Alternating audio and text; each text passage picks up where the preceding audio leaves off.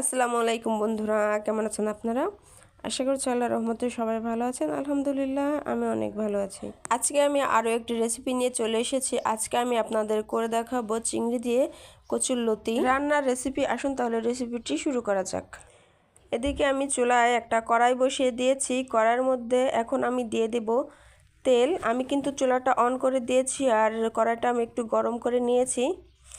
আমি এখানে পরিমাণ মতো তেল দিয়ে দিলাম। যে কোনো ভাজি চচ্চড়িতে কিন্তু তেলটা একটু বেশি দিলেই ভালো হয়। এখন আমি দিয়ে দেব পেঁয়াজ কুচি আর দিয়ে দেব মরিচ কুচি। আমি এখানে কাঁচা মরিচ চিড়ে নিয়েছি, আমি মরিচ দিয়ে দিলাম।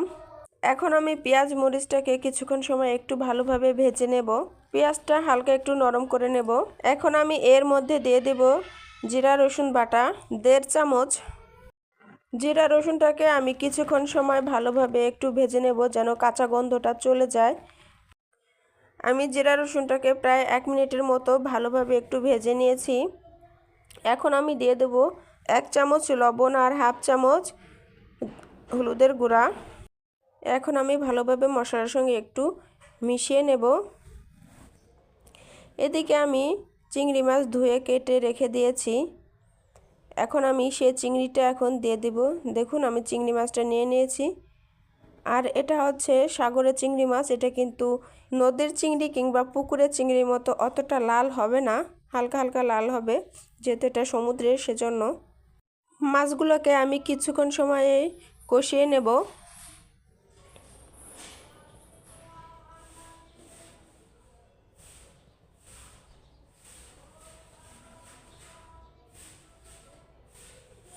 এখন আমি দিয়ে দিব কচুরলতি। কচুরলতি আমি ধুয়ে কেটে আগেই রেখে দিয়েছিলাম।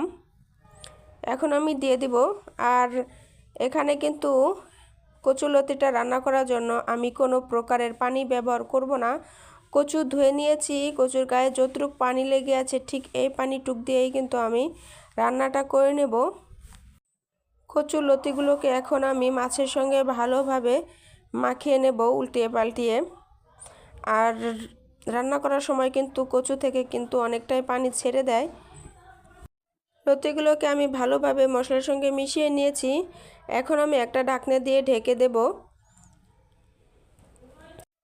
আর চুলার আগুনটা আমি মিডিয়াম টু লো আঁচে রেখে দেব। আমি 3-4 মিনিট পর পর কিন্তু ঢাকনাটা উঠিয়ে কচুরলতিগুলোকে একটু উল্টিয়ে পাল্টিয়ে দেব। আর বেশি কিন্তু কচুরলতিটা উল্টানো পাল্টানো যাবে না, তাহলে কিন্তু একদম গলে যাবে কচুরলতিগুলো। কচুরলতি রান্না করার সময় বেশি একটা নাড়াচাড়া করতে হয় না। আমি এখানে 2 থেকে 3 বার উল্টিয়ে দেব। আর না, দেখুন একবার কিন্তু উল্টে আমি দিয়েছি, এখন আবার ঢাকনা দিয়ে ঢেকে রেখে দেব। আবার 4-5 মিনিট পরে ফিরে আসছি। দেখুন পানি কিন্তু এখনও আছে।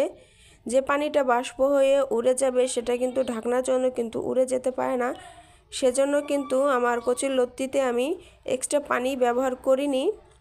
দ্বিতীয়বার যখন আমি কচুরলতিগুলোকে উল্টে দিতেছিলাম ঠিক তখন কিন্তু দেখলাম যে কচুরলতিগুলো একদম সিদ্ধ হয়ে গিয়েছে। তাই আমি পানিটা একদম শুকিয়ে নেওয়ার জন্য কচুরলতিগুলোকে একটু ছড়িয়ে দিলাম আর পানিগুলোকে একটু টানিয়ে নেব। এখন কিন্তু আমি আর ঢাকনাটা ব্যবহার করব না। এদিকে কিন্তু আমার কচুরলতিটাও রান্না করা হয়ে গিয়েছে আর কচু থেকে কিন্তু পানিটাও টেনে গিয়েছে। এখন চুলাটা অফ করে কচুরলতিটা নামিয়ে নেওয়ার পালা, আর পরিবেশন করলেই কিন্তু হয়ে যাবে। আমার ভিডিওটি যদি আপনাদের ভালো লেগে থাকে তাহলে একটি লাইক করে দেবেন, কমেন্ট করে আপনার মতামতটি জানিয়ে দেবেন। ধৈর্য ধরে এতক্ষণ আমার ভিডিওটি দেখার জন্য আপনাকে অসংখ্য অসংখ্য ধন্যবাদ। আপনার সাথে আমার আবার দেখা হবে অন্য কোনো ভিডিওতে। ততক্ষণ পর্যন্ত সুস্থ থাকবেন, ভালো থাকবেন। আল্লাহ হাফেজ।